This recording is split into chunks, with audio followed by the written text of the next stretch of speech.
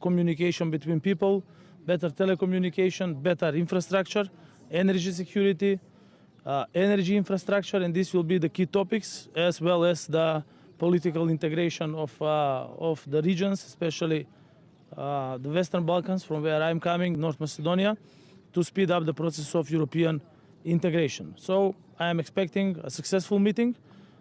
We as a country have to say positive things, which we managed to do in the past period, which we will share with our partners. And at the end of the day, I am sure that there will be very positive conclusions. I will also have bilateral meetings with the Prime Minister of Moldova, Prime Minister of Denmark, and the President of the European Parliament. So thank you, and I wish you as well a good day. Quick question, do you see that this is, first of all, exactly Kosovo, are you concerned about that situation? We have a very clear standpoint that all the disputes have to be resolved in a diplomatic way, because the peace in Kosovo is also a peace for the Western Balkans. I think that the time of conflicts is far behind us.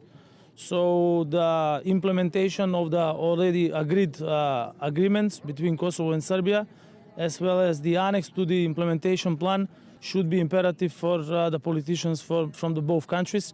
We call for de-escalation and for continuation of communication with the help of the European Union and the United States of America between the two countries. Thank you. Would you wish an acceleration to become a member of the European Union? Absolutely, this is our strategic goal, and this is what we are working for, aiming for. We have done many hard decisions as a country, and we are ready to take the next step and to continue the negotiations with the European Union, and by 2030 to become full-fledged member of the European Union.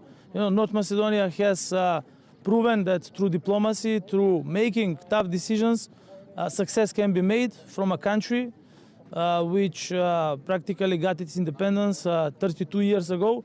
Today we are a member of NATO, we are negotiating with the European Union, we are chairing OSCE, and we are really a factor of stability on the Western Balkans.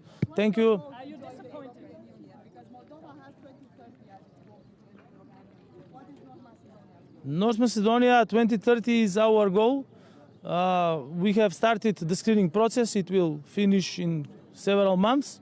We have certain decisions, political ones, that we have to make in our country, and after that to proceed with opening of the chapters and clusters and with the necessary reforms in order to accomplish our goal. So you hope to start open negotiations this year? We opened the negotiations last year on the 19th of July. The screening process is ongoing, so part of the chapters are already finished with the screening. We will finish by November the rest of the screening phases.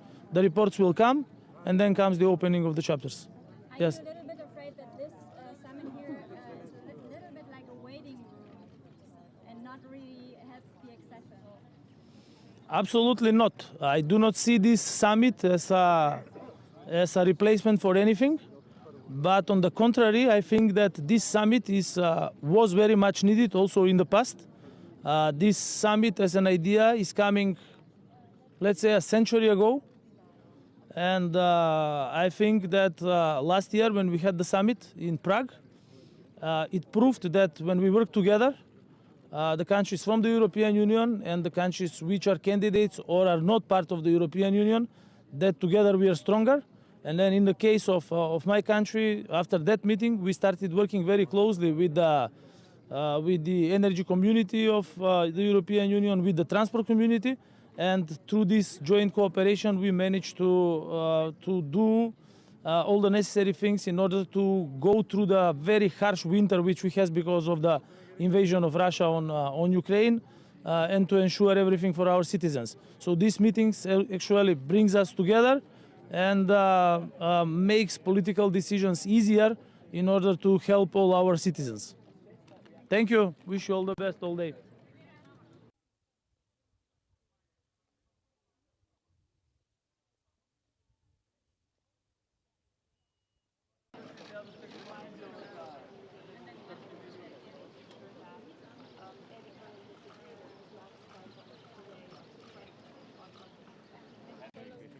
has been the guarantor of our freedom, independence, and non-sovereignty throughout these 2 decades. For that reason, I will continue Guten Morgen. better.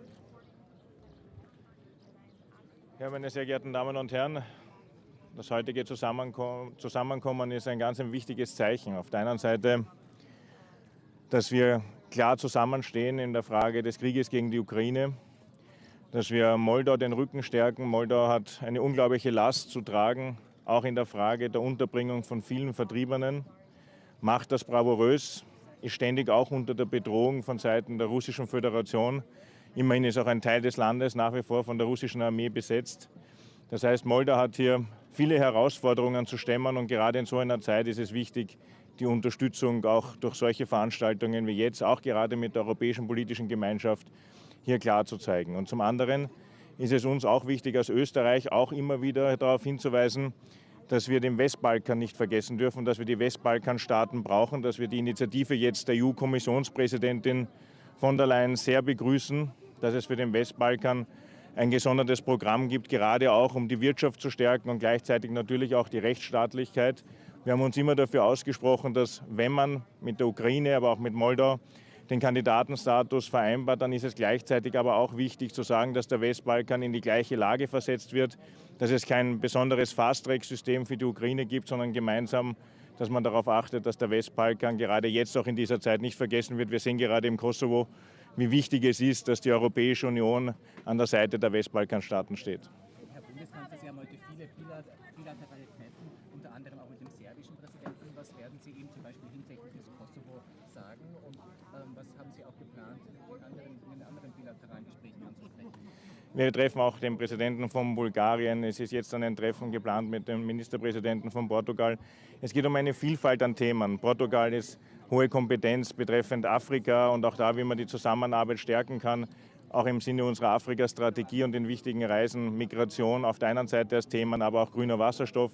Und auf der anderen Seite bei den Westbalkanstaaten, Sie haben Serbien angesprochen, Serbien ist ein ganz wichtiges Land am Westbalkan, hat einen großen Einfluss, hat grundsätzlich auch eine große Rolle, wenn es darum geht, Konflikte auch zu deeskalieren. Es braucht aber immer zwei, es braucht auch den Kosovo.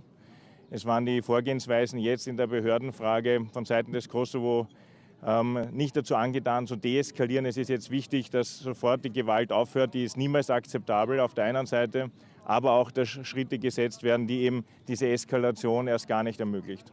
Einige Staaten werden heute auch über das Thema Energie sprechen wollen, auch das steht auf der Agenda. Ich frage deshalb, weil gestern der ehemalige OMV-Chef Reuss in der C2 gesagt hat, dass Österreich ab kommenden Jahr kein Gas mehr aus Russland bekommen wird, weil die Transitverträge in der Ukraine mit Russland nicht verlängert werden. Wissen Sie davon und bereitet man sich auf diesen Ernstfall vor? Also zum einen, wir bereiten uns ständig auf den Ernstfall vor, deswegen sind unsere Speicher jetzt schon zu 75% gefüllt.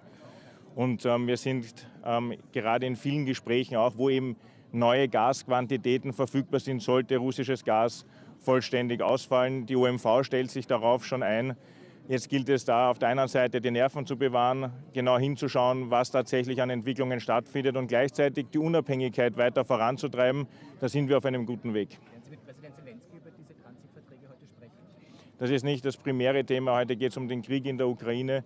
Aber es ist immer eine Frage der Energieversorgungssicherheit, die für Österreich an oberster Stelle steht. Daher ist es immer ein Thema, das mitgenommen wird. Danke.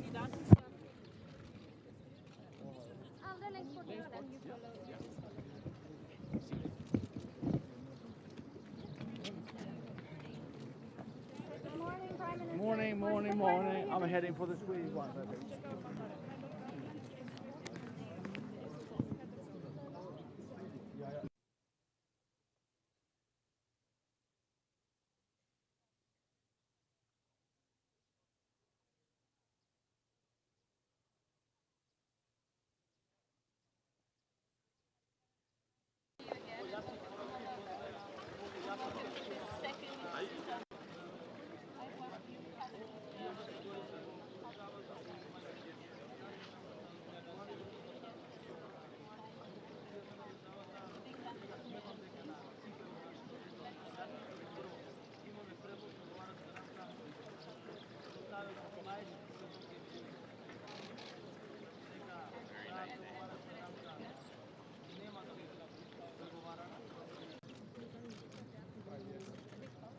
Thank you so much.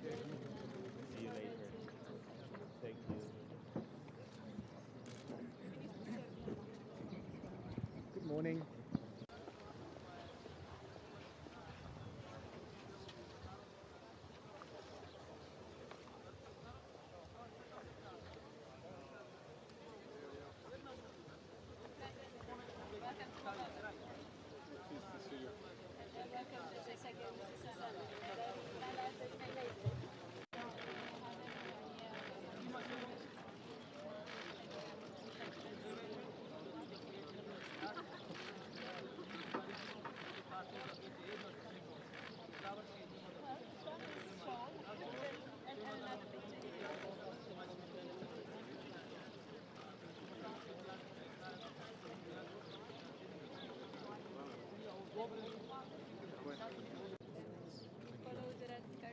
President Vučić for Reuters. A couple of questions over here. Good morning, Mr. Vučić. Just a bit later. What are you going to do about the situation in Kosovo? We'll do our best to de-escalate the situation. And how?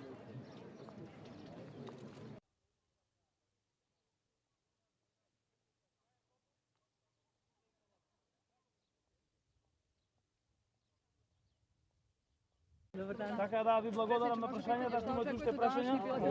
Тука се сега пожешките теми. Да. Šolcom i Makronom, da li će se nešto promeniti u retorici prema Prištini u svetlu dešavanja poslednjih dana na Kosovu i Metohiji? Svakako ne laki sastanci i važno je da pokušamo da sačuvamo mir, stabilnost i razgovarao sam jutros sa našim ljudima sa severa Kosova. Molio ih da u svojoj odlučnosti da istraju u borbi za pravo i pravdu. To čine uvek pre svega u odnosu prema Koru na miran način, kao što su činili juče i prekjuče i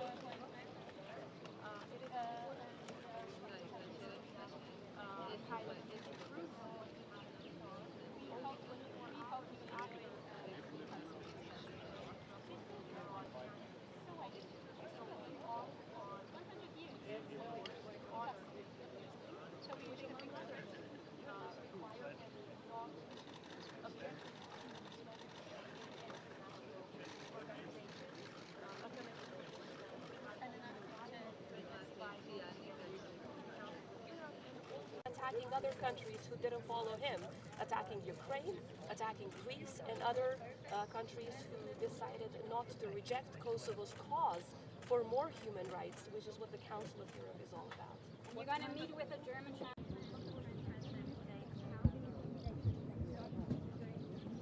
What do you expect?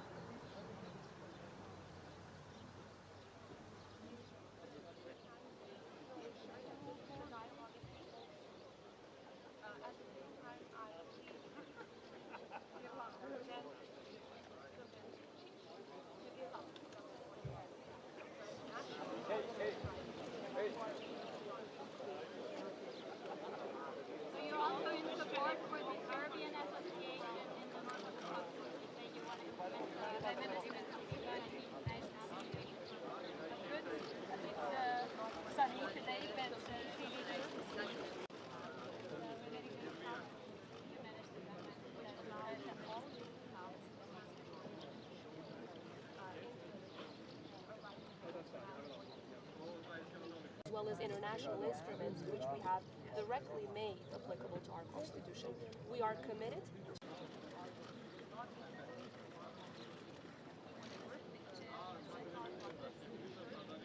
While we move ahead in this direction, Kosovo's functionality as a country is protected, as well as the constitutionality of our actions. Hello everyone.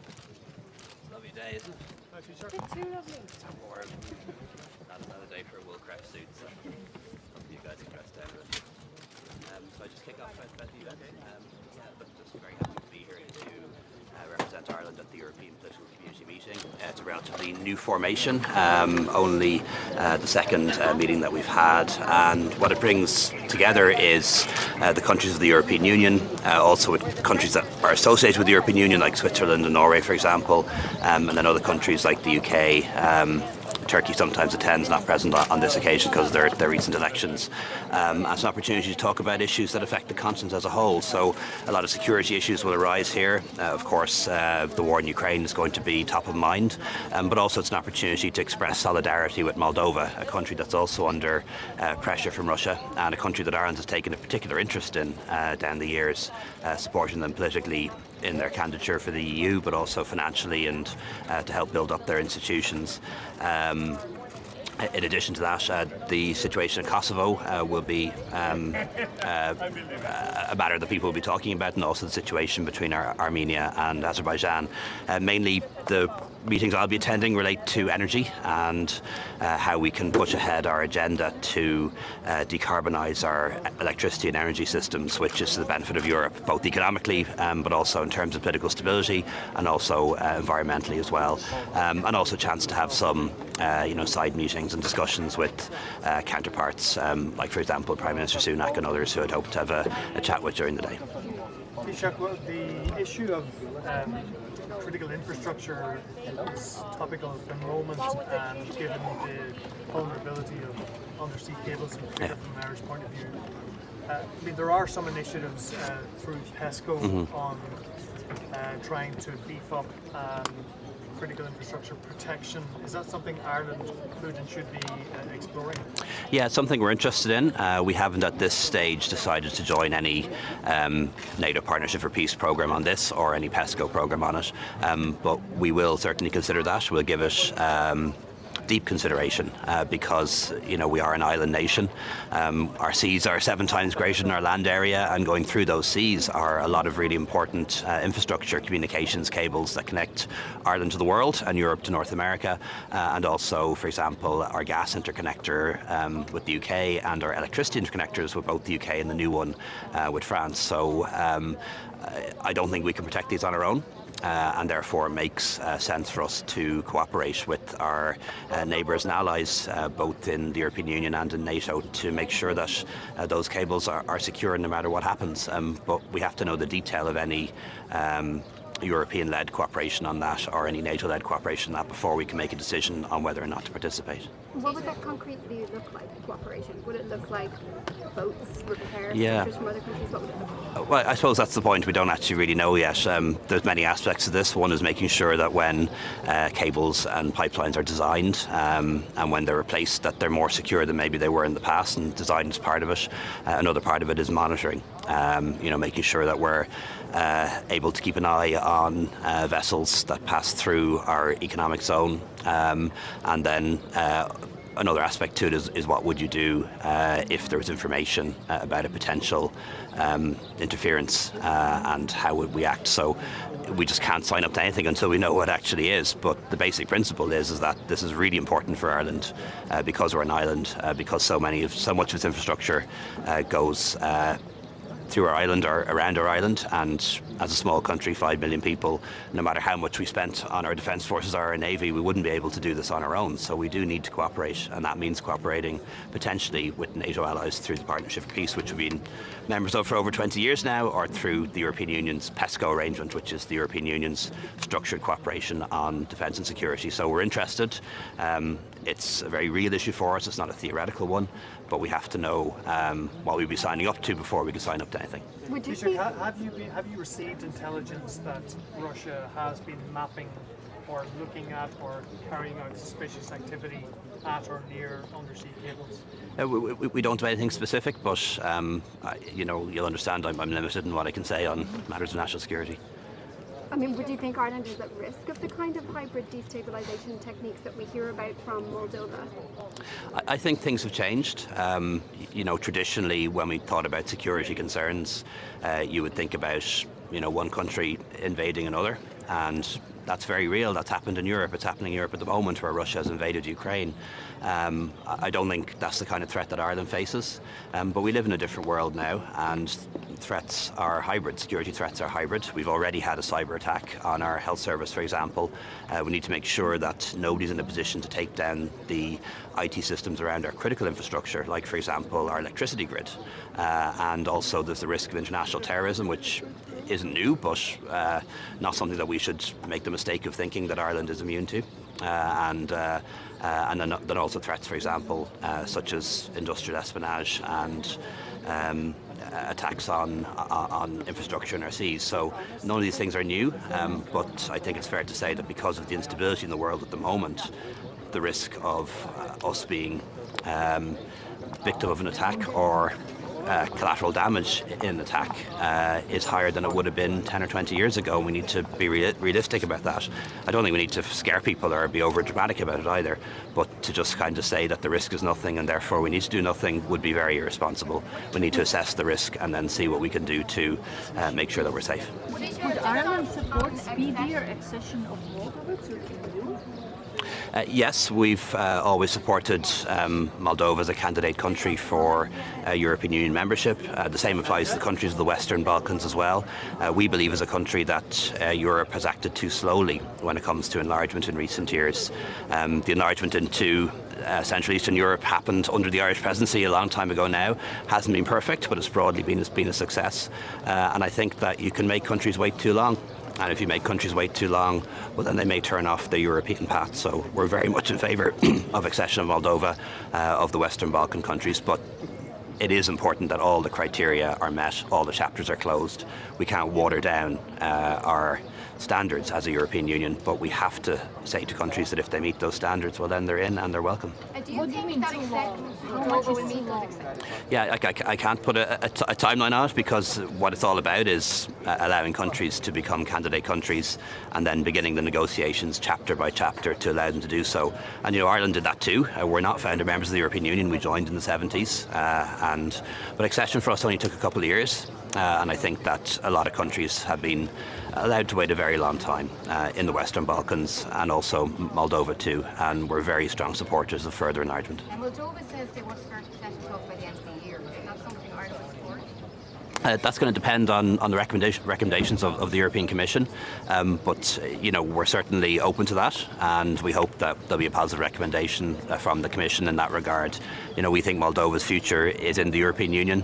It's my first time to visit here. It's a really nice country from what I've seen so far, but a country I think that can benefit enormously from European membership.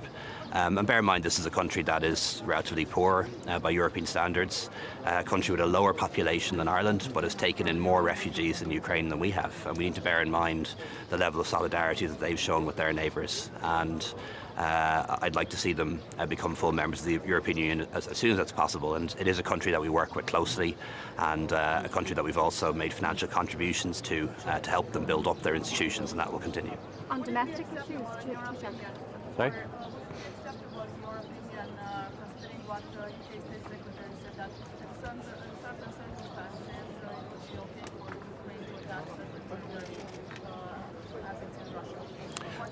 Yeah, I didn't hear his comments on that. Look, I probably wouldn't be helpful for me to get into that space, but I fully support Ukraine in its efforts to defend itself and to defend its own territory and territorial integrity. Just on domestic issues, you said you're meeting on energy today. We saw gas prices reach a 2-year low last week. Why is it taking so long to feed through to consumers? Yeah, the reason why that happens is because there isn't a direct link between wholesale prices and the retail prices that homeowners and businesses pay.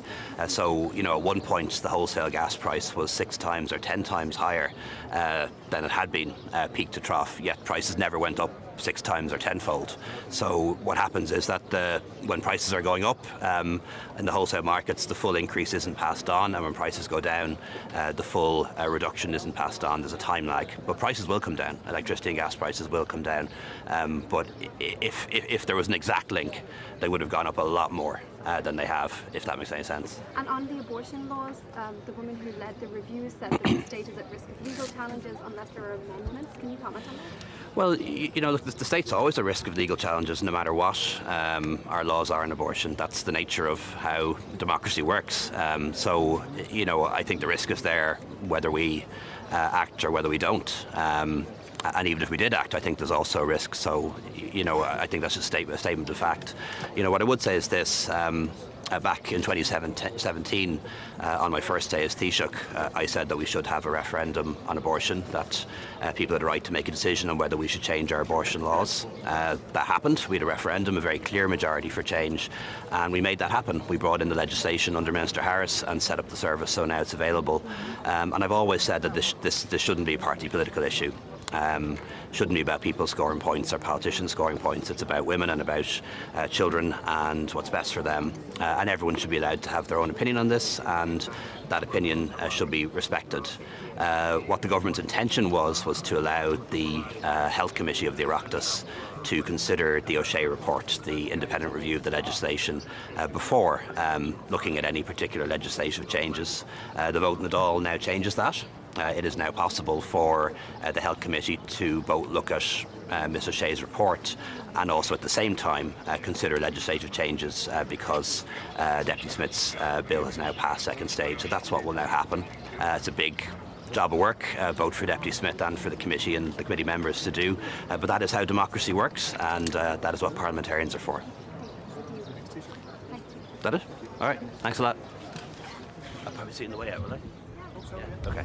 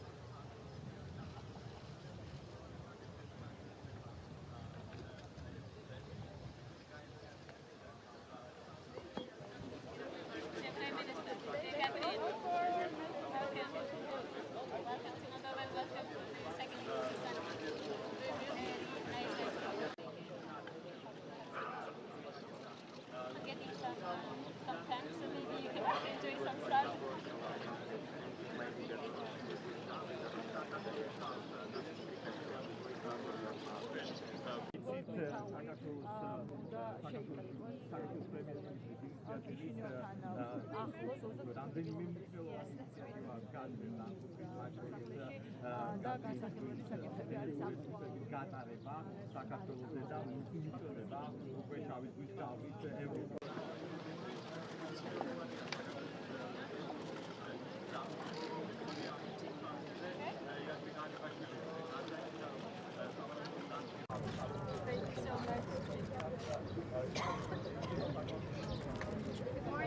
morning. Well, very happy to be here in Moldova for the first time, but also the second time of the EPC. I think it's a very important platform for Europe as a continent during the time of conflict. So I think it's going to be very interesting to see how this will develop, not least for Iceland. We have, of course, preferred to stay outside of the EU, so we applaud to be here among other European nations at these very troubling times for our continent. So, why do we need a summit like this? There is the Council of Europe already. Why do we need the political community now? the Council of Europe is obviously because we just had a summit of the Council of Europe in Iceland, where we were talking about the fundamental values of Europe, but here we are more talking about the politics of today.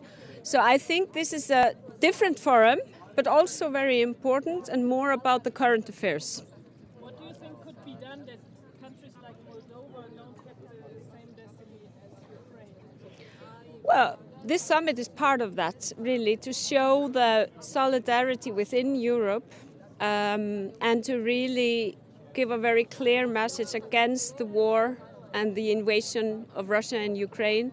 This forum has actually developed because of that conflict, and I think it has shown really the strong solidarity of Europe against the invasion and with Ukraine. Thank you. Thank you.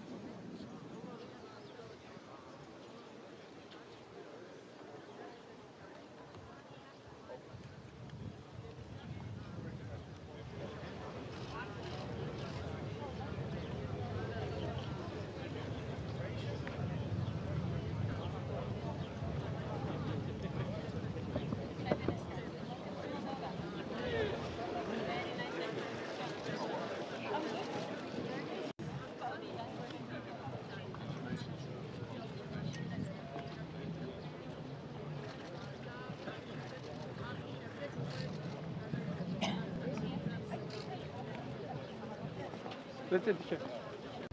Okay, I'll see you later.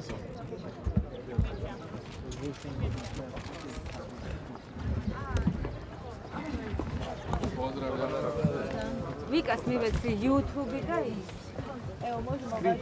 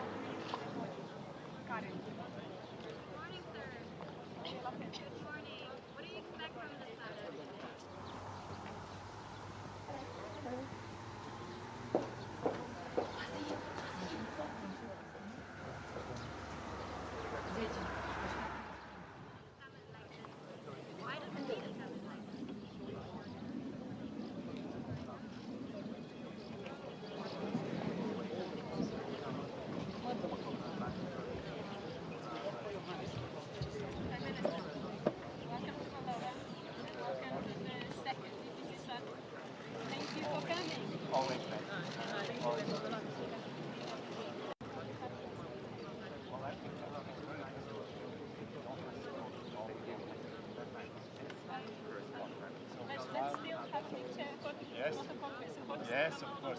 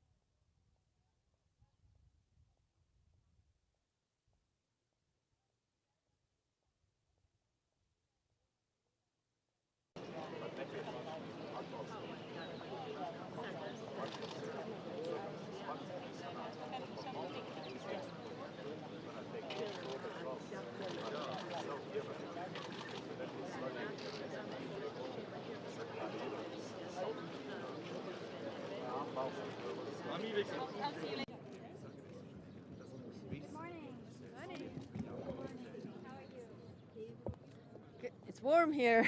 It's much warmer than back home.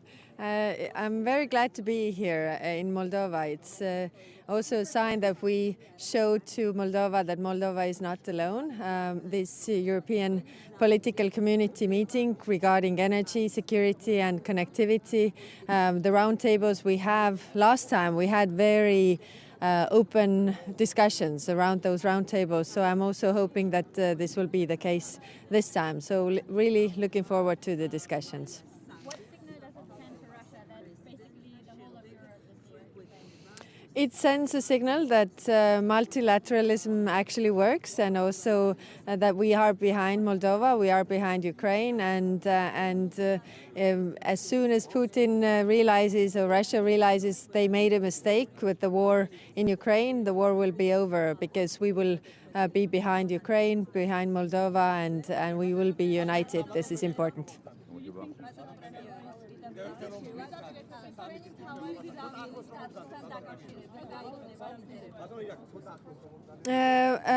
We are already sending strong signals by having discussions for Moldova and Ukraine, the EU accession.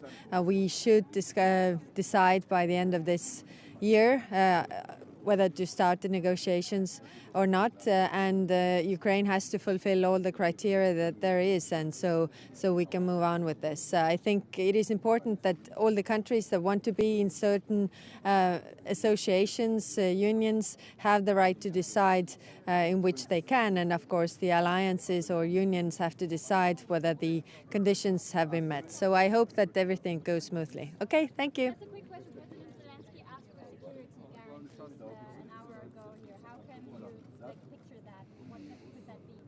Well, the discussions we have in NATO, of course. One thing that we have to show that we are behind Ukraine as long as it takes, which means that we are also helping Ukraine militarily. That is also a sort of security guarantee. But actually, in the long term, the only security guarantee that really works is to end the grey zones in Europe, which means that the only security guarantee really is NATO. And I can tell this by my own country's history. Thank you.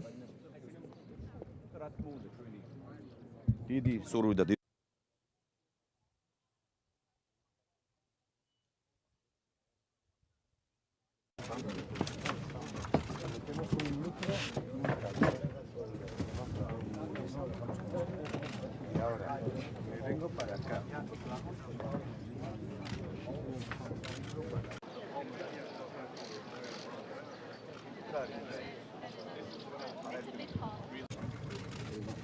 Wie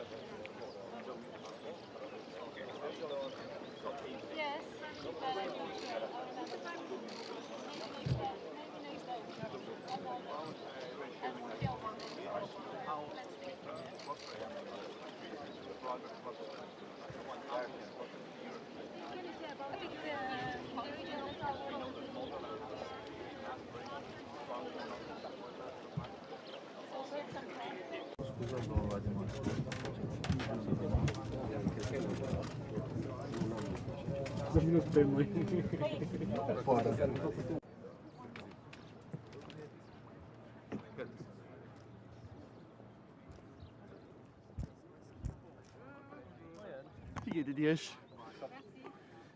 Von diesem Sommer war der wirklich konkret. Konkret net vieles, also das auch net de Bütt, dass konkret Konklusionen ha gehol gin.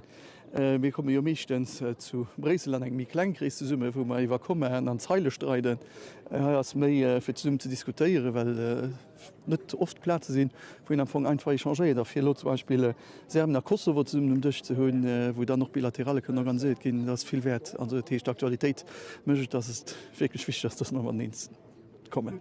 Bilaterale Nugeschwärze, was bei jedem Programm?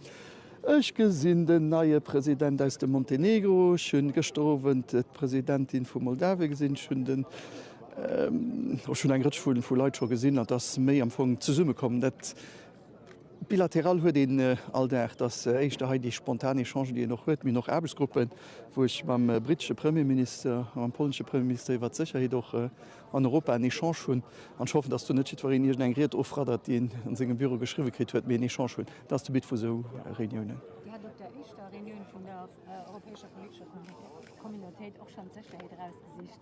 Wie weit tut ich genau leider rausgesicht?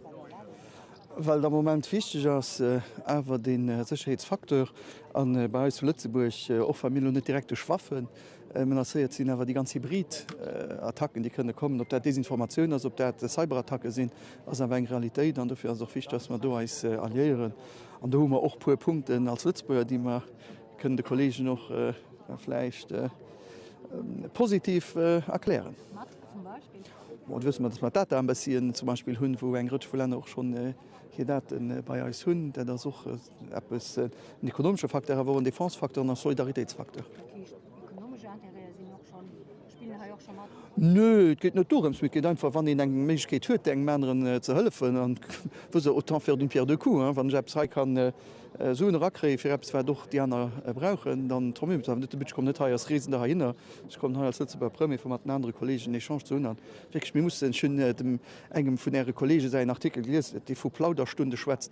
Ja, das ist auch wichtig, dass wir heute hier poteren, weil wir streiten ganz oft die Summe, wir poteren wenig, und heute hast du gut zu poteren. Ich habe selber als Advokat gemerkt, dass die Schädigungen meistens kommen sie, weil ich nicht genug gepotert habe, um gerade échangiert habe. Dafür sind diese Momente, wo wir zusammen diskutiert, ganz wichtig. Apropos poteren, die waren ja auch schon zu Reykjavik Sommet vom Conseil de l'Europe. Wie ist dann, wo gibt der Linz zwischen der einen und der anderen Reunion? Zu Reykjavik, also das Conseil de l'Europe, da gibt es ja Regeln, da haben wir auch die Konvention Européenne des Droits de l'Homme, ein Gritsch von Instanzen, die da gehen. Es ist wirklich einfach zusammenkommen, zweimal am Jahr, für einfach eine Chance zu haben. Wie gesagt, die Aktualität, also das ist perfekt. Am Kosovo Serbien, da ist im Moment ganz viel Spannung, an dass wir heute den serbischen Präsidenten und kosovarischen Präsidenten haben, und wie das den französischen Präsident allein gesagt, an so Sachen, ich werde auch mit dem anderen diskutieren. Das ist wichtig, für das Sie gesehen, dass nicht egal ist, was da geschieht. Und du ganz oft durch den Dialog kann die Probleme lösen, und das ist das, was heute am meisten fehlt. Platz, wo das Sommer ist, das ist auch nicht egal. Nee, das ist auch ein Zeichen. Das ist ein europäisches Land, wo das Land selber, sogar mit Transnistrien, auch unter Grenze eine komische Situation hat. Ukraine ist nicht weit weg, oder das ist nicht weit weg von hier. Hier ist ein Land, wo wir nicht zusammen gefragieren, maybe next. Kein Sinn, wenn ihn ganz brutal schwätzt. Und dafür ist es wichtig, zu sagen, dass wir auch nicht allein sind. Apropos Moldawien stellt sich ein bisschen ein Schaufenster haut mit dem Summit, das ein Land hat an den letzten 2 Jahren immens viel Fortschritte an all den internationalen Rankings gemacht hat. Ja, aber auch ganz klar Richtung EU will streben. Wie sieht das? Op geregelt wisst dass mat Kopenhagen Kriterien hunn hat gestern am Präsident vu Montenegro, de man se, dass se schon alles gemerk huet mir hunn eng Grötsch vu Länder, wo nach Kapitel net fertig sinn. Mi Regeln wann se Prezi sollen se mamba gin, muss joch net alles am Paket hun méi de Vor muss gemerk hin. Also Kriterien geheim net iwwer bocht weder fir d'Ukraine nach viel andere. An enger innenpolitischer immer komplizierter ich fand mir auch wichtig für sie zu unterstützen, dafür aber für Demokratisierung an proverselle Tendenzen steht. Also ich sehe nicht den de Schwartraft wen ha Ruder ass wie mir eng Präsidentin die europäische Ambitionen huet fir sei Land anschmengen, dass auch für kurzem ha Manifestationen waren vun der Unterstützung für Europa.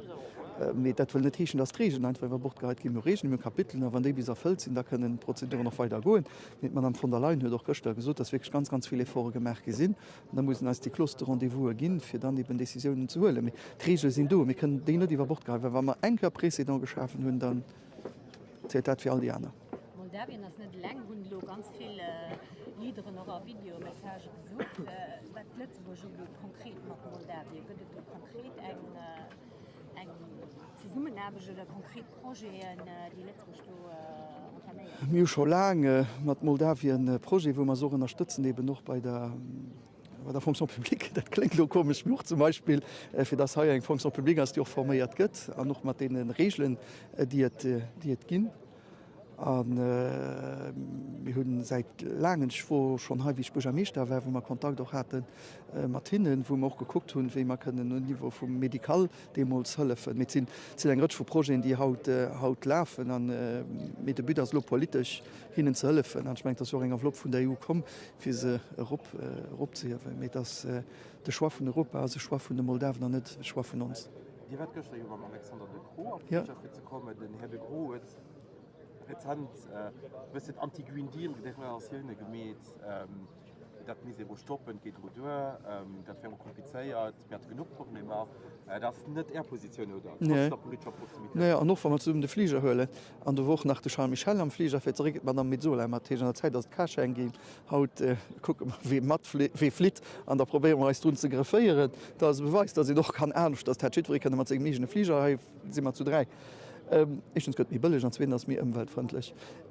War mir gefiel hunn, dats d'Ëmweltkrislo egal ass fir falsch zechen. Also ich probiere wirklich do zu insistieren, dass man net Dirfen als Position no AB ginn an lo so dats wenns der Krise Energie oder egen eng Kris, weil dann kënnt die nächst. An da gëtt immer eng Exkus fir bei der Klimakrise Ziel an no hannen ze drecken. Zin Druck vu verschiedene Länder hait eis der Gegent, die gern hätten, dass man als Mezeit gif losen an méi net so sehr agieren, mit das eng Responsabilität wie für nächste Generation. Also ich meine, wir können nicht einfach so Repus au Kal kräck, weil lo die Mengen die anderen net passt. Dienschwert ass mir sinn, dass me ambitiös Ziele gin hunn, dat se schwéier realisabel sinn, an dofir awer alles muss machen fir op man so no wie méi Stunde kommen, wann net soll man op jeden Fall errechen. Mit soll net loch schon puier fir Drus mé gin op. Spenglet schlecht zeche, wat man kennt gin. Hier seut net der Mengerei gëchte méi nach pustunden, die ma haut verbringe fir zeré op Prise zu goen, ich gesinn noch a Regionen der no ich fir gesucht hun dat Wich mat engem ze diskutieren an diskutieren mé Mechen sinn feier an. Herr Macron an Äm ganzen Grupp liberalen also mir kann also mir die wisst dass Herr Macron nicht diametralement posé sind den der von Herr Macron mir kann so das nur halt ich sicher an rapid an auch kein Problem am Dreck mat nuklear da kann darüber diskutieren mir op kein von ihnen froh eng positiv Antwort bis krit also lang dat der Fall ist als letzte premier Donné so. Voilà. Ihr schönen Tage. Adi. Bis mich spät. Gut, der Sonne kriegt dabei. Nee, leider nicht. Nee, mich hat schon kein dabei. Bonjour.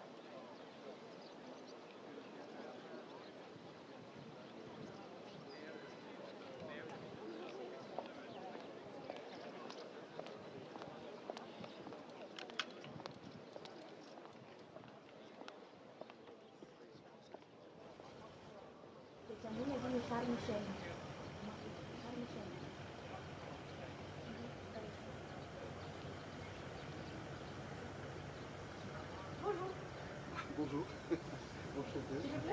Merci beaucoup.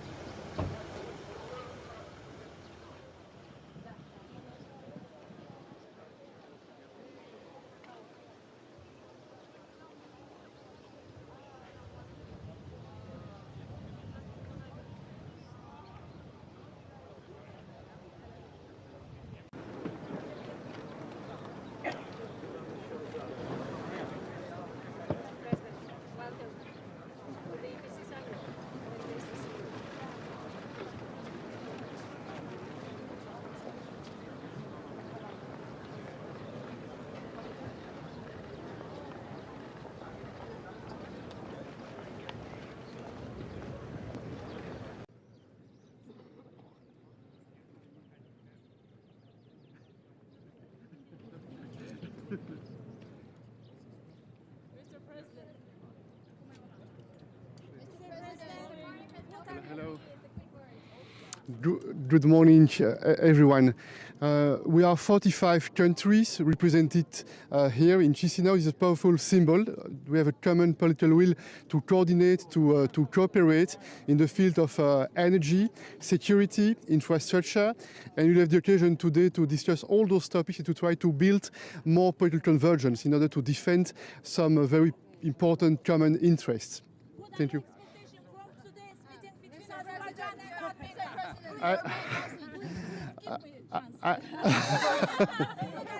Please give her the chance, please.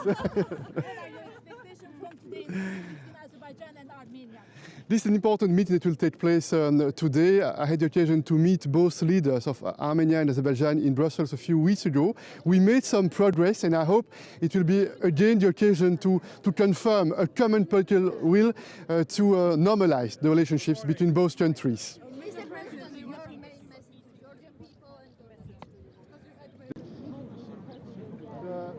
I'm absolutely convinced that the future of Georgia with the European Union's family, but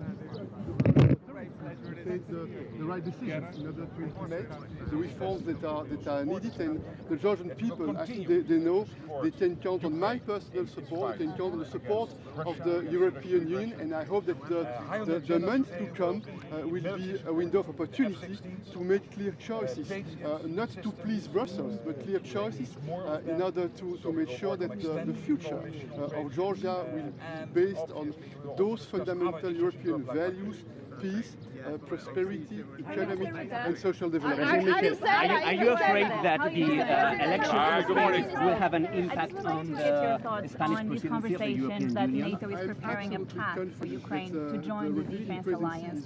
How likely do you think this will happen anytime soon? I'm very confident that it will have no effect on the Spanish presidency, and we know what's the agenda in the weeks and the months to come, and certainly for the next months, and that's why I'm absolutely certain that it will be a fruitful presidency in the interests of the European Union. And by the way, there is no doubt that the people in Spain, they want a stronger European Union. Are you planning to arrive in Georgia? So can you repeat? Are you planning to visit in Georgia? I would be pleased. I would be more than happy to have again the occasion to pay again a visit to Georgia and to the Georgian people. And the president of Georgia had the occasion to invite me, and we will see when it will be possible to pay this visit to Georgia again. Yeah. Next step for our integration. You will discuss in December. I mean, candidate status for Georgia in December summit? We have a very clear political agenda. I think that on the one hand, on the EU side, there is much more understanding that it is very important to take steps in the direction of the enlargement process.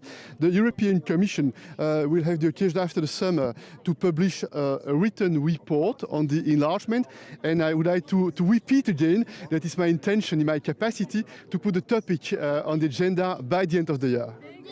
Thank you. Merci. And of course accountability of Russian regime for the crimes committed in the territory of Ukraine, those are important.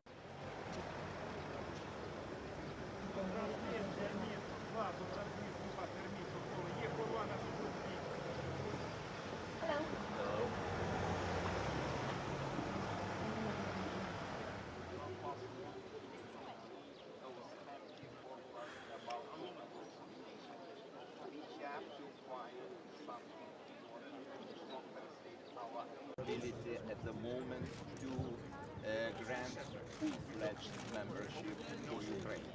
Everybody understands that it is extremely difficult to find a solution regarding the full-fledged membership right now, as the country is in the midst of the war.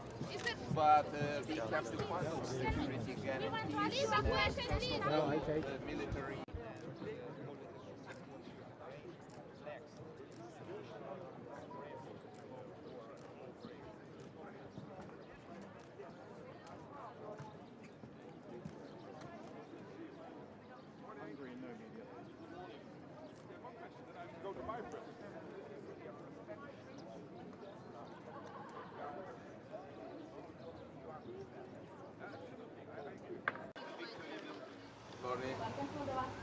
How are you? Fine, thank you.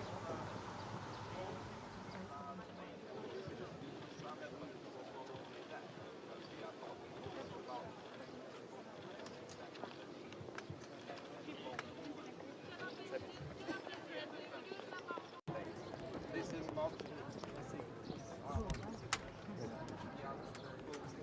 idea of air defense systems and the Baltic countries on rotation. But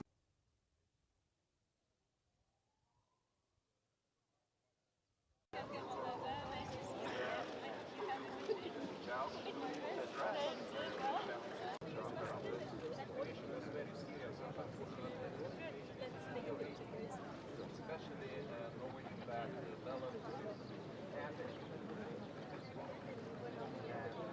Belarus is available for deployment even tactical nuclear weapons. This is very dangerous. We are in very dangerous situation. This is our responsibility to build.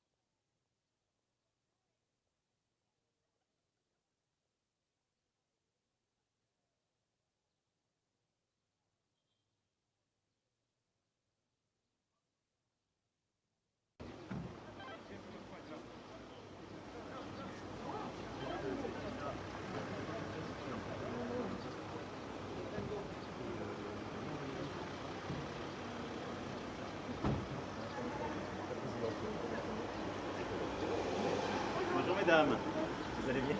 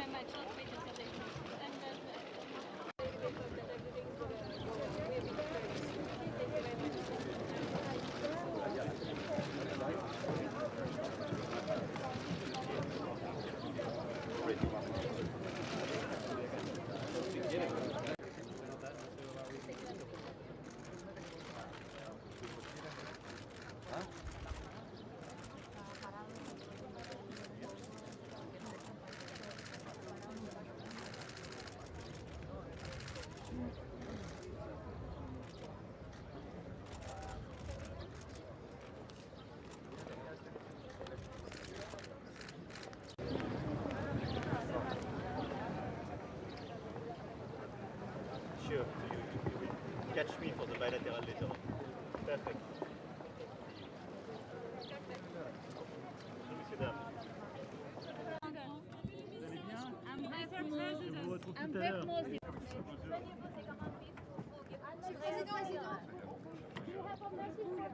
Quel est le message de ce sommet, Monsieur le Bonjour. Président?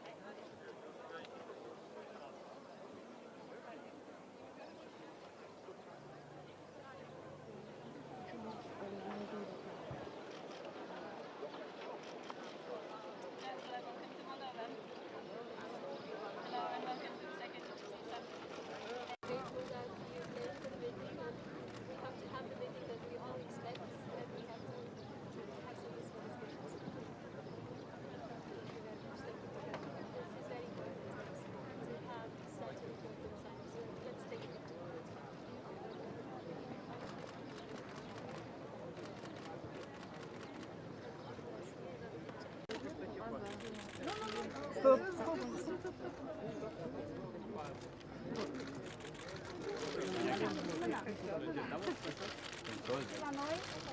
preocupado por hacer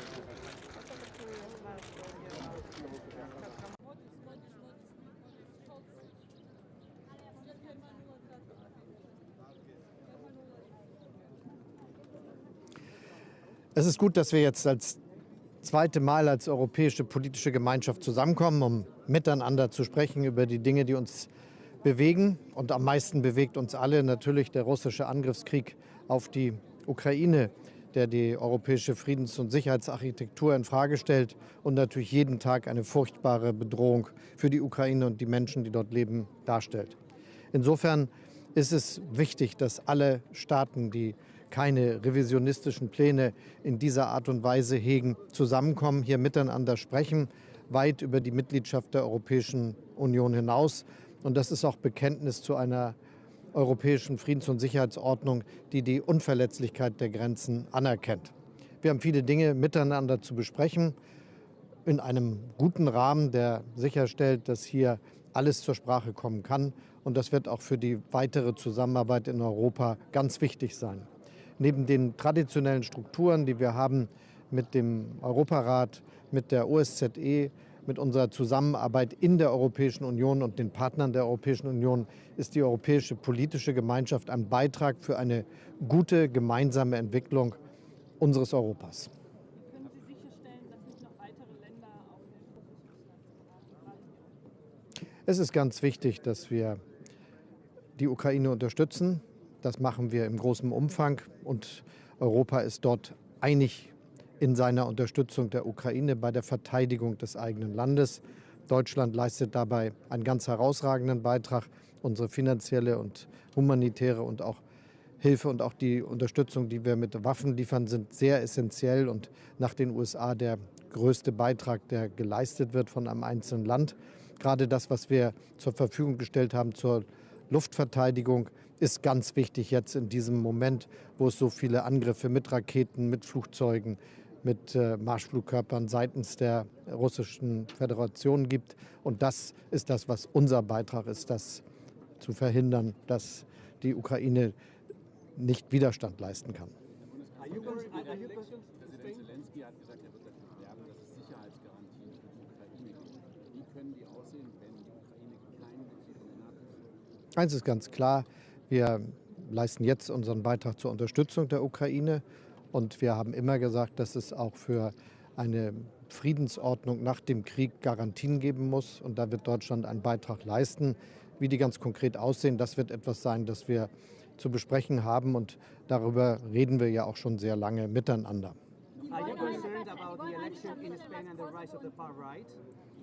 Ich glaube, es ist wichtig, dass wir hier alle zusammenkommen und ich freue mich, meine Kolleginnen und Kollegen hier zu treffen, ganz besonders natürlich auch Pedro Sanchez. Thank you. Wiedersehen. How important is it to have so many leaders gathering here?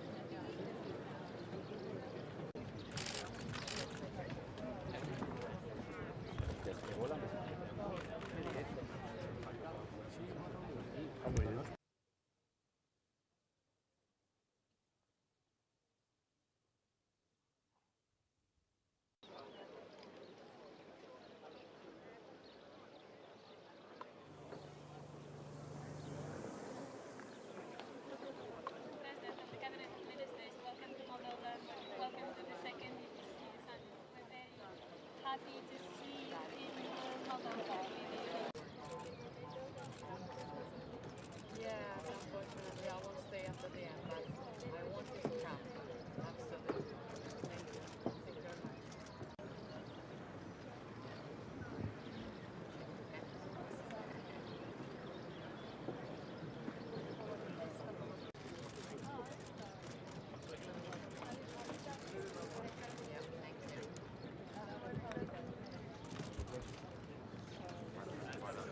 Buongiorno Presidente. Buongiorno. Buongiorno. Quale messaggio si può rilanciare con questo vertice? Tra l'altro è presente anche il Presidente Zelensky, c'è una guerra a pochi chilometri da qui. Sì, guardi, io credo che questo vertice sia un vertice molto importante per ribadire alcune cose fondamentali. Che l'Europa è soprattutto una civiltà, che quella civiltà è fondata su valori come la libertà e l'uguaglianza tra gli uomini, che non c'è un'Europa di serie A e un'Europa di serie B, ma un'Europa che, come diceva Giovanni Paolo II, ha bisogno di respirare con due polmoni, uno è quello occidentale e uno è quello orientale. E chiaramente tutto questo assume un significato nel momento in cui ci troviamo qui, nell'attuale contesto, no? Ci troviamo con il presidente Zelensky e quindi con l'Ucraina in un momento nel quale l'Ucraina difende quel valore di libertà. Lo facciamo qui in Moldova, che è un'altra nazione minacciata e che, diciamo, sarebbe a sua volta coinvolta in una sorta di domino se gli ucraini non...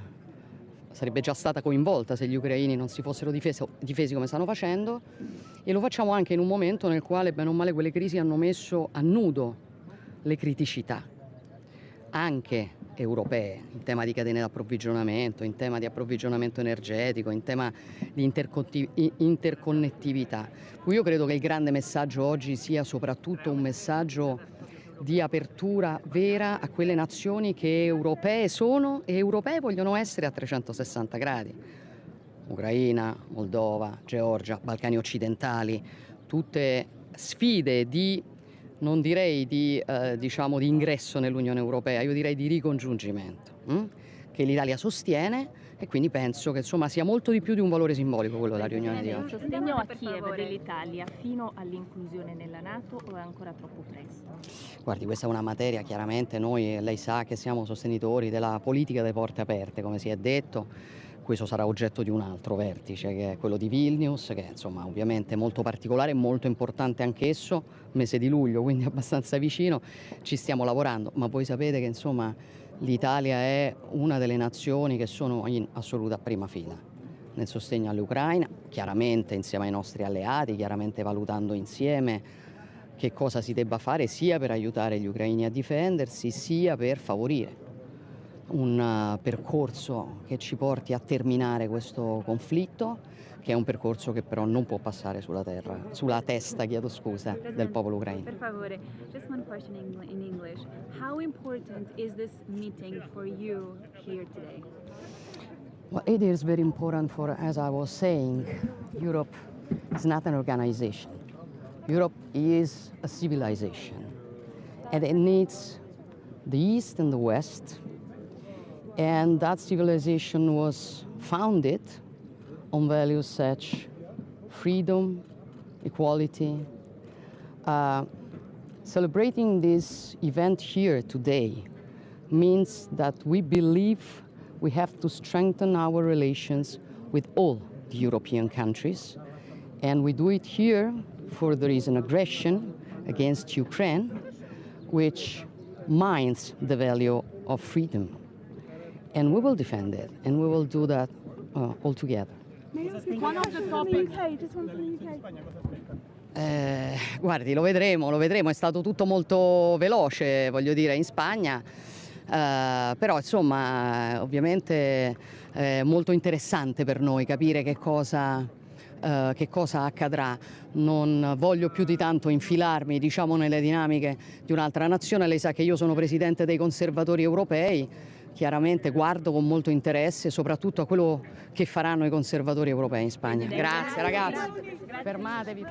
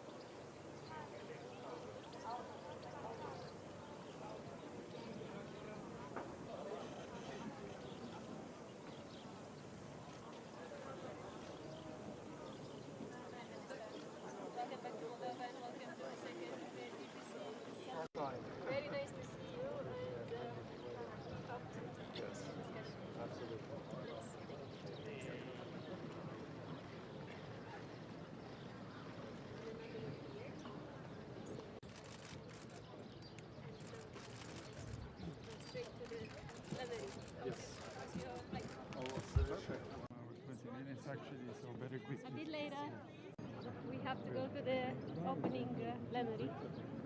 Yeah.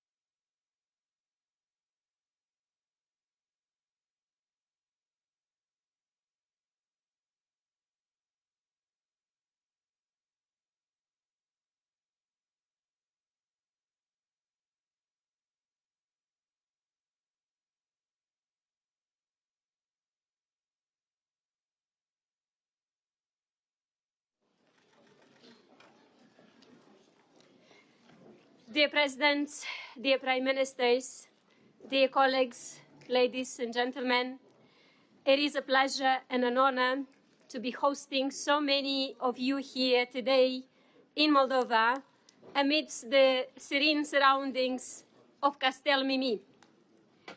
Its peace and tranquility are a sharp contrast to the violent war that's being fought just over our border. The biggest war on our continent since World War II, a war of choice launched by Russia, a war that brings us all together in our strong desire to restore peace on our continent. Our decision to gather here today at the second summit of the European political community, just 20 kilometers from the Ukrainian border, is a clear expression of our solidarity with Ukraine and its people.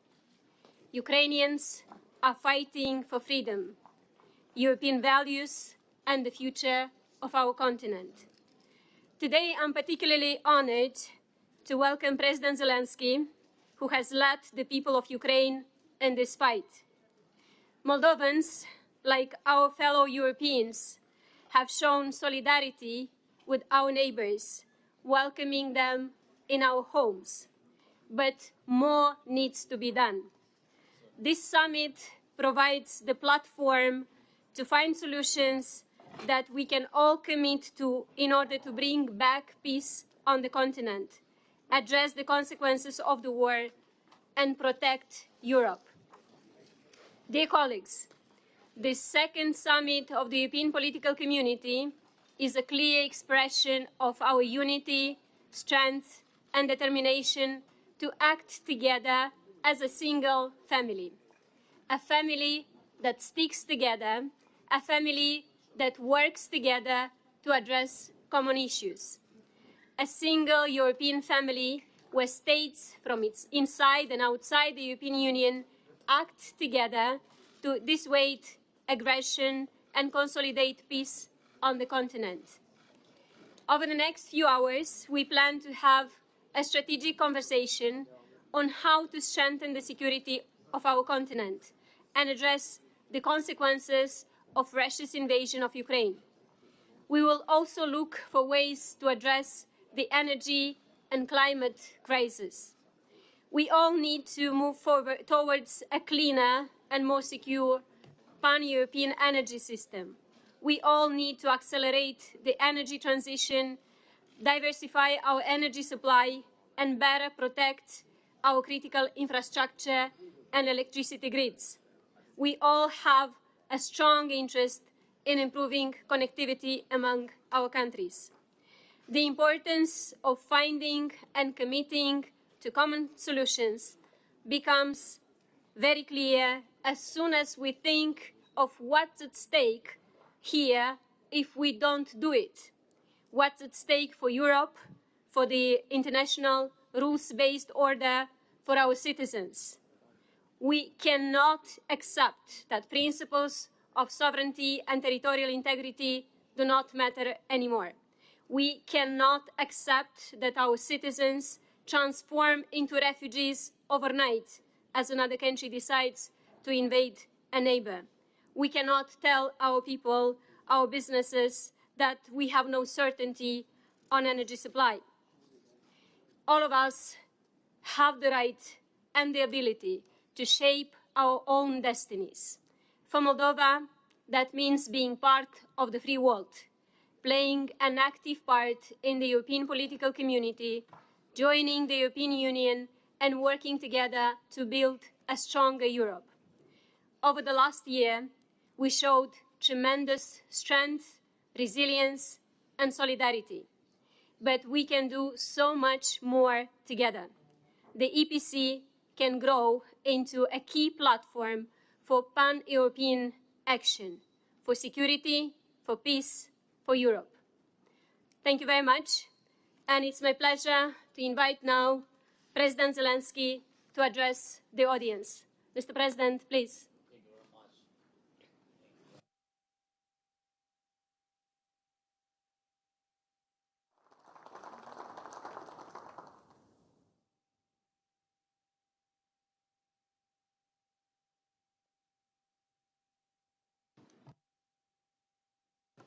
Thank you so much, Madam President.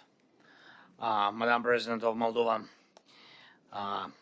Mr. President of the European Council, dear colleagues, dear partners, today and every time we prepare and make decisions for the sake of our Europe, for the sake of our values, we must remember that every doubt we show here in Europe is a trench that Russia will definitely try to occupy.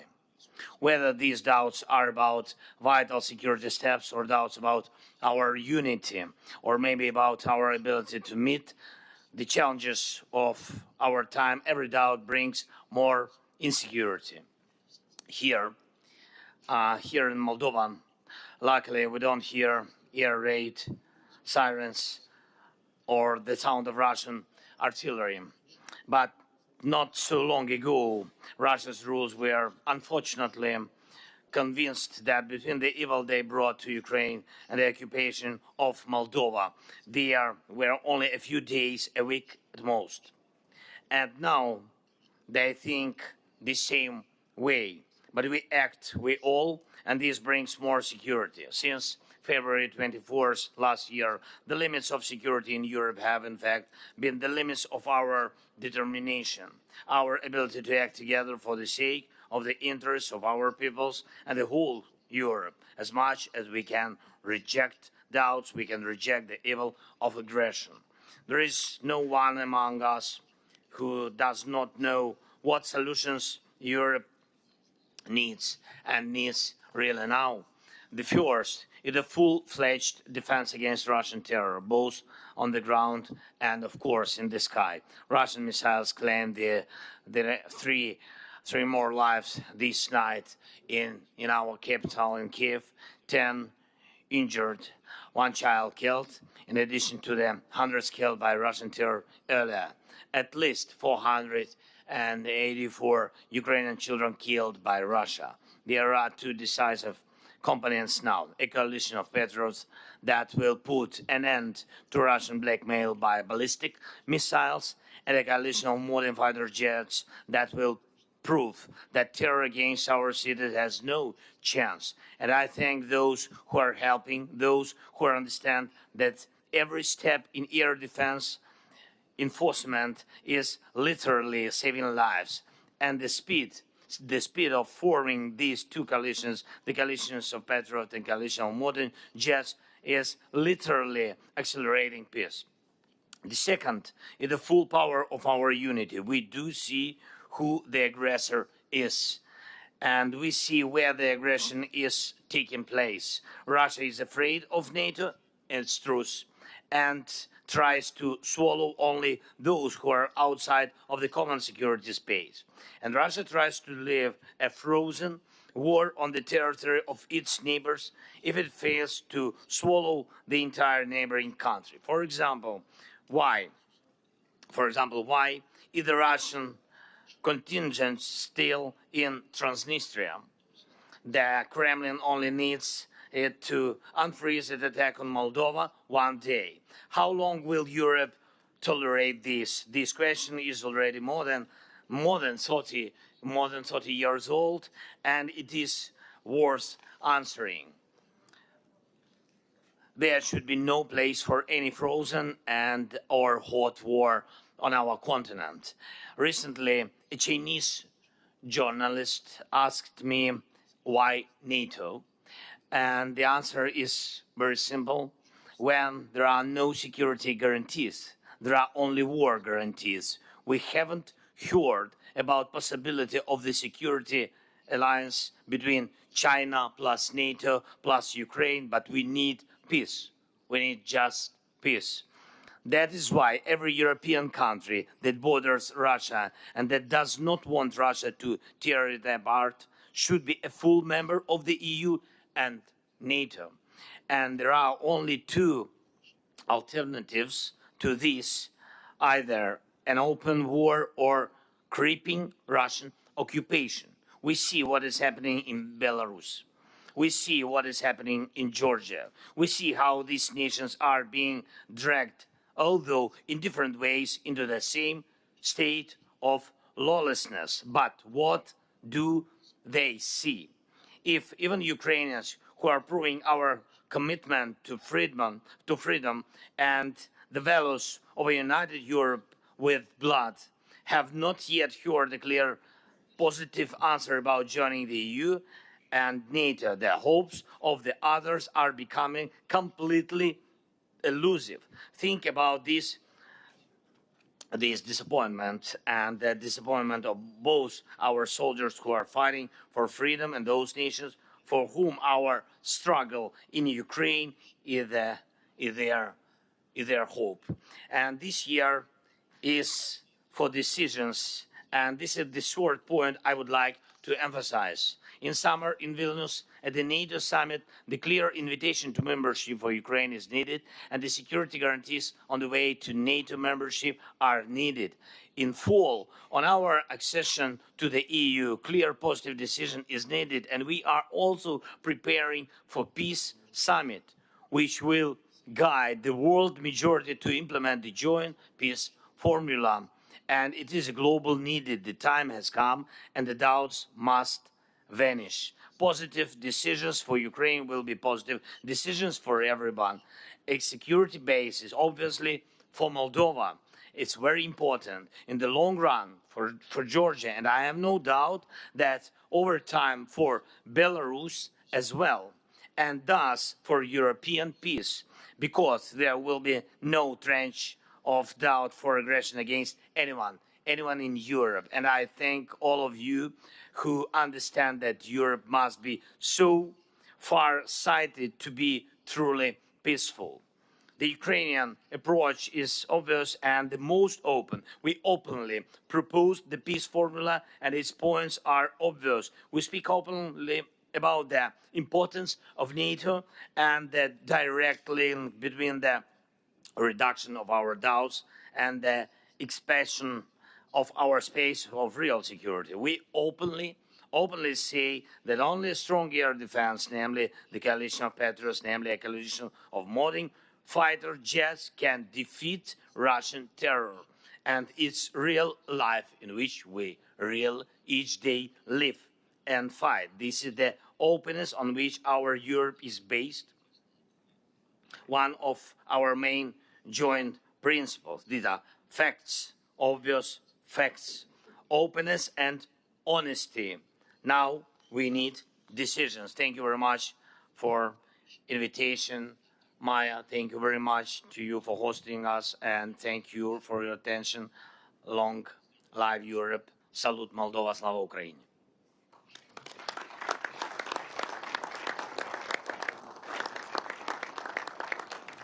Thank you very much, Mr. President. Thank you for coming. Thank you for your courage and the courage of the Ukrainian people who keep Moldova safe, literally.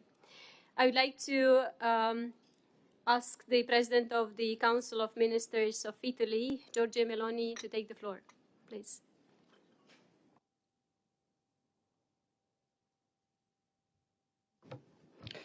Well, thank you very much.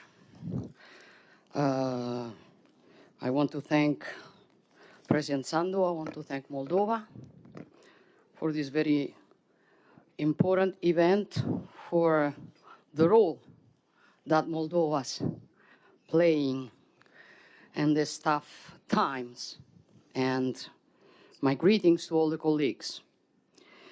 I think that this event has a particular value and a particular flavor.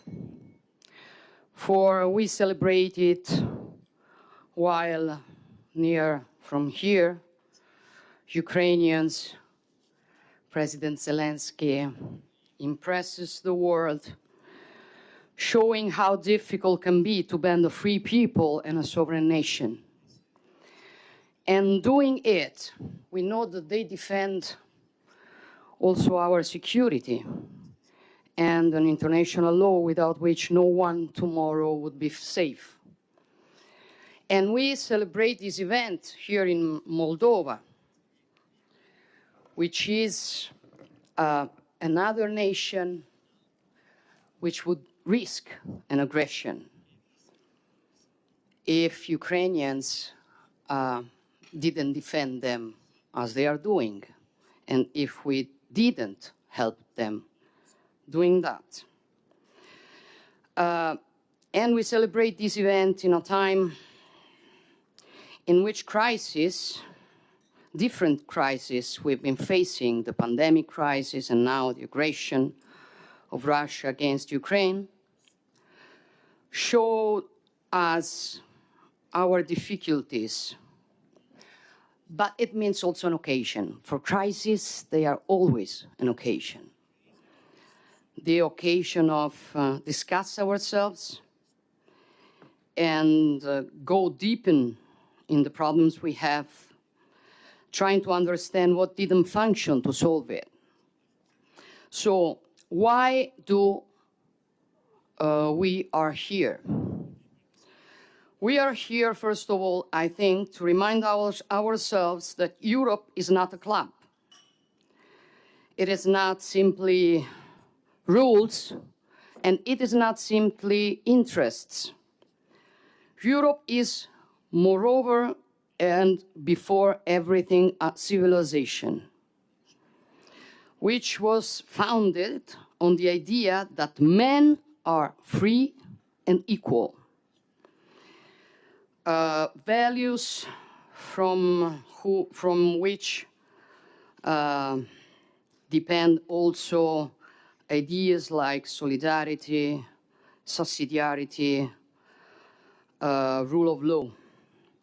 We are here to remind that we will not allow that those principles are discussed, that those principles are destroyed by who thinks that can bring us back to the most difficult years of the past century.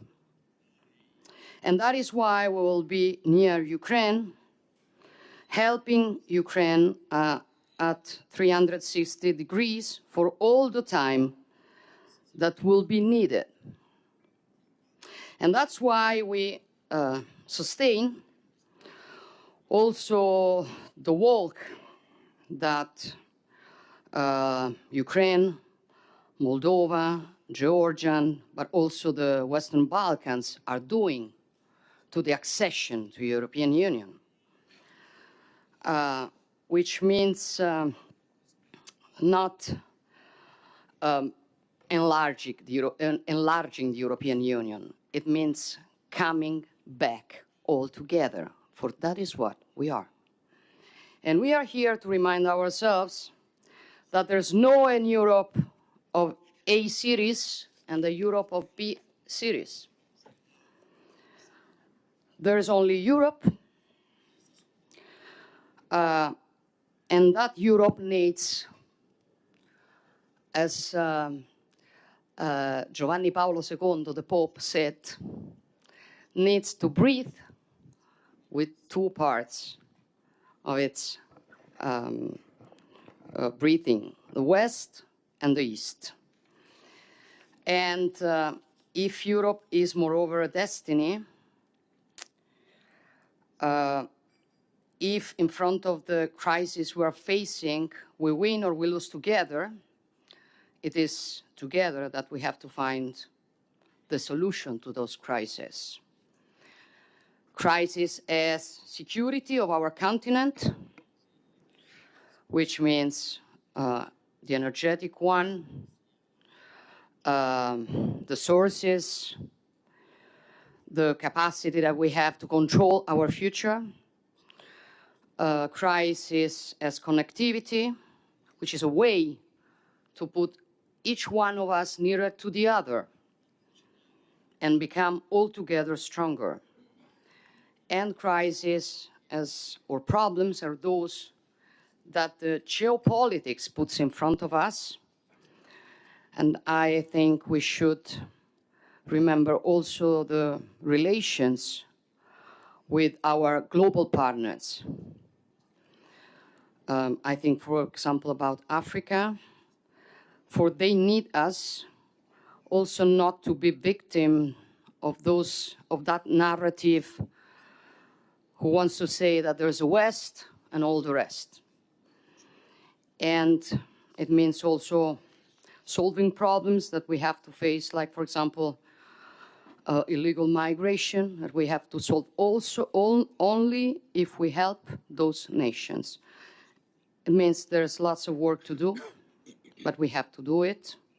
If we want a Europe, after being protagonist of the past, is a protagonist also of the future. Thank you.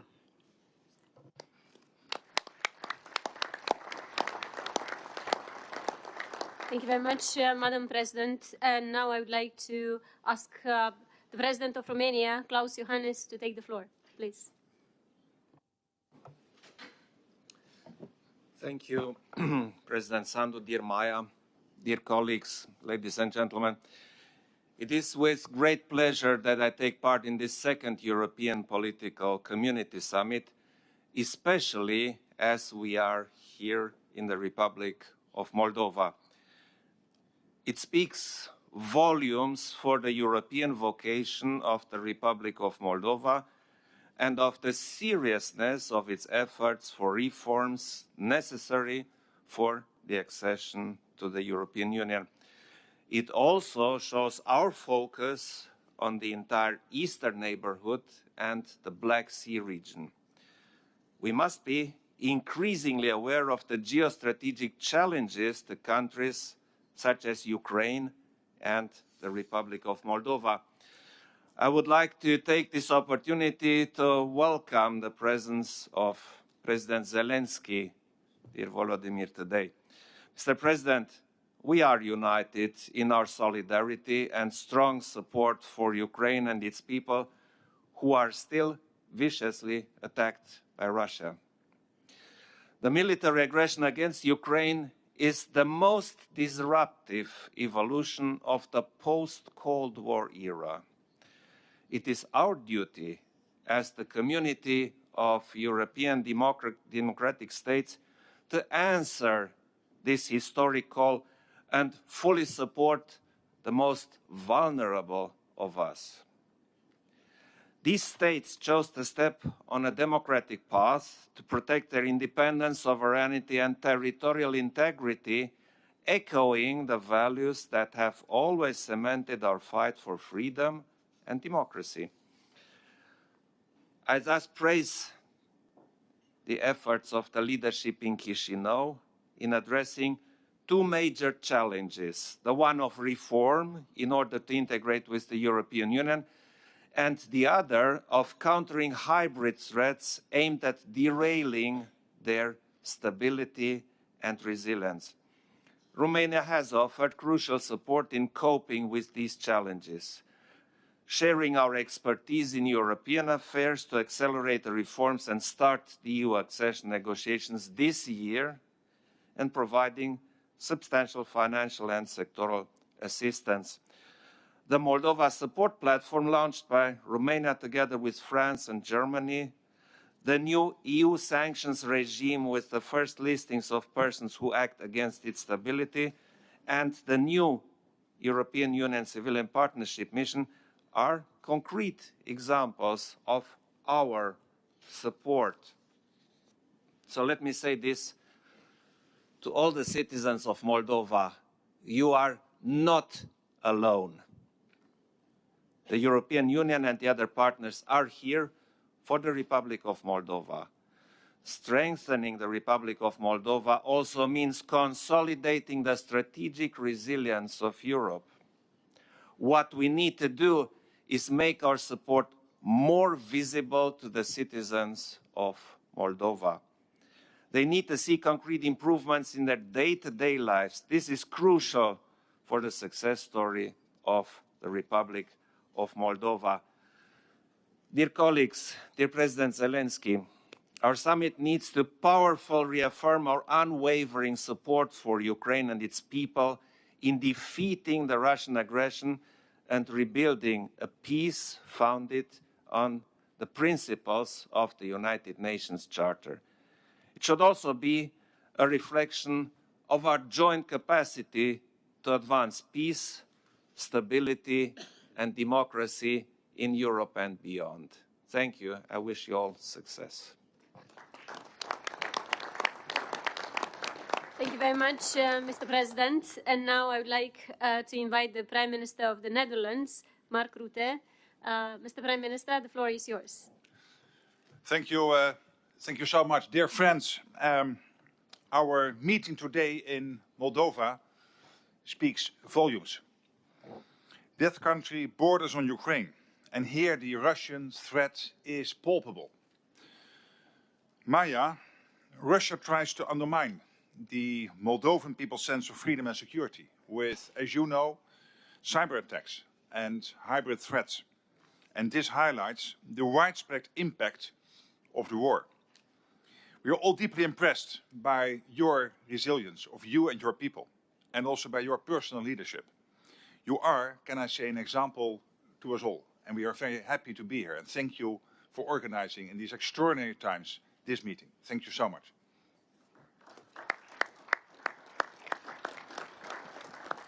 In the run-up to the summit, I was reminded of a quote by the Irish writer George Bernard Shaw. "Liberty means responsibility," he said, and that's why most men read it. Today, we, more than 40 heads of state and government, have gathered here to take responsibility. United in our conviction that we must do whatever is necessary to restore peace, security, and justice in Europe. And I could elaborate about those efforts, if I had more time, about how crucial it is to sign up to the Register of Damage we established in Reykjavik at the Council of Europe Summit, about the need for even more countries to speak out against Russia's war of aggression, countries in Africa, for example. Instead, I want to confine myself to one key point. Ukraine must win. And we must do all we can to make that possible. Like building an international fighter coalition to enhance the capacity of Ukraine's Air Force. Together with Denmark, Belgium, United Kingdom, and help of others, the Netherlands will start training Ukrainian pilots on F-16s as soon as possible. I believe this is an essential step in ensuring Ukraine can defend itself, also in the longer term. But we also need to expand the existing Patriot coalition, in which Germany, the US, and the Netherlands are participating. We have seen what these systems do to protect, for example, the people living in Kyiv. But you are using them at high speed. So we need more. And we need more countries who own Patriot systems to get involved. And I will at least today try to convince as many partners as possible. I don't need you to tell you how much is at stake. Every day we see these terrible images. Yes, from the front lines of the war, but also from Kyiv and other cities in Ukraine. And we all know this war will not simply end by itself. And this is my final message. Because we all know, as in every war, there will be setbacks, especially in those times. And we don't hope setbacks will come. But if setbacks would come, particularly then, Ukraine must know that they can count on all of us. That in those times, the answer has to be more humanitarian support, not less. More financial support, not less. And more military support, no less. Volodymyr, this is our collective commitment to you. And thank you for being here. The watchword at this summit is responsibility. And it is the only answer, I believe, to the question of how we should deal with the challenges we face. Today, we will take new steps forward. Yes, we are taking responsibility because Ukraine must win this, and I am absolutely convinced Ukraine will win. Thank you all.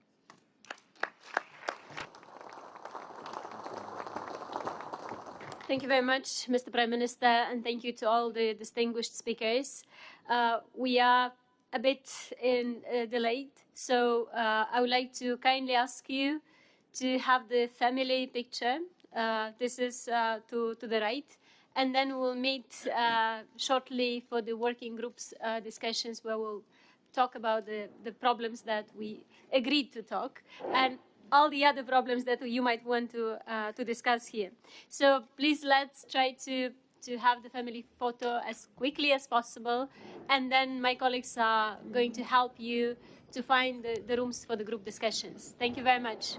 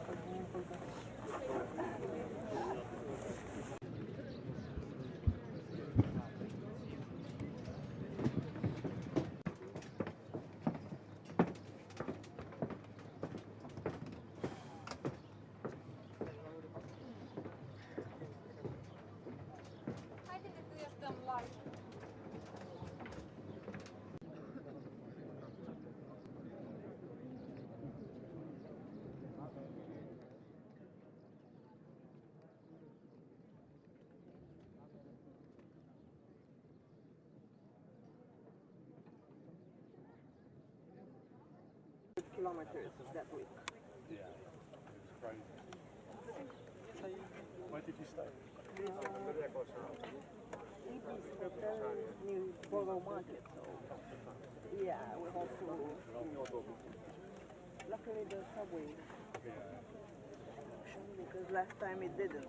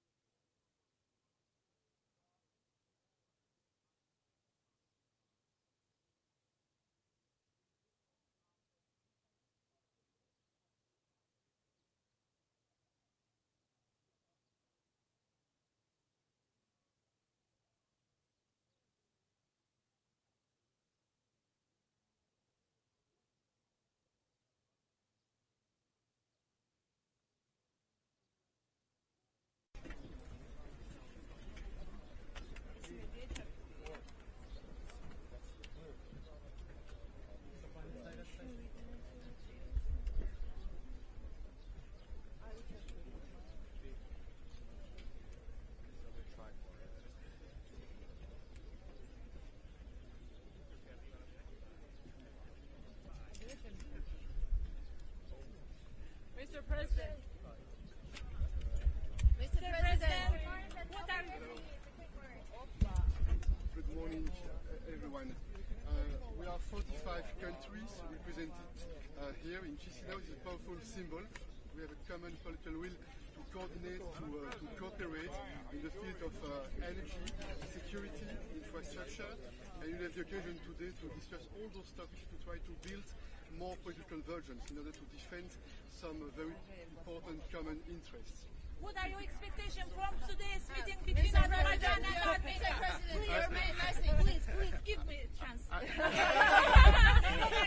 Please give her a chance, please. What are your expectations from today's meeting between Azerbaijan and Armenia? This is an important meeting that will take place today. I had the occasion to meet both leaders of Armenia and Azerbaijan in Brussels a few weeks ago. We made some progress, and I hope it will be again the occasion to confirm a common political will to normalize the relationship between both countries. Mr. President, your main message to Georgian people and Georgian government. Because you had a meeting with the President. I'm absolutely convinced the future of Georgia is with the European Union's family, but it's up to the Georgian authorities to take the right decisions in order to implement the reforms that are needed. And the Georgian people, I think they know they can count on my personal support, they can count on the support of the European Union, and I hope that the months to come will be a window of opportunity to make clear choices, not to please Brussels, but clear choices in order to make sure that the future of Georgia will be based on those fundamental European values: peace, prosperity, economic and social development. Are you afraid that the election in Spain will have an impact on the Spanish presidency of the European Union? I'm absolutely confident that the rotating presidency is very well prepared by the Spanish authorities. I am very confident that it will have no effect on the Spanish presidency. And we know what's the agenda in the weeks and the months to come, and certainly for the next months. And that's why I'm absolutely certain that it will be a fruitful presidency in the interest of the European Union. And by the way, there is no doubt that the people in Spain, they want a stronger European Union. Mr. President, are you planning to arrive in Georgia? Are you planning to arrive in Georgia?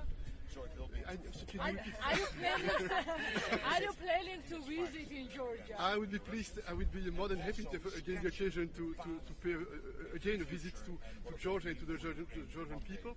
And the President of Georgia had the occasion to invite me, and we will see when it will be possible to pay this visit to Georgia again. Mr. President, will you confirm that about European next step for our integration?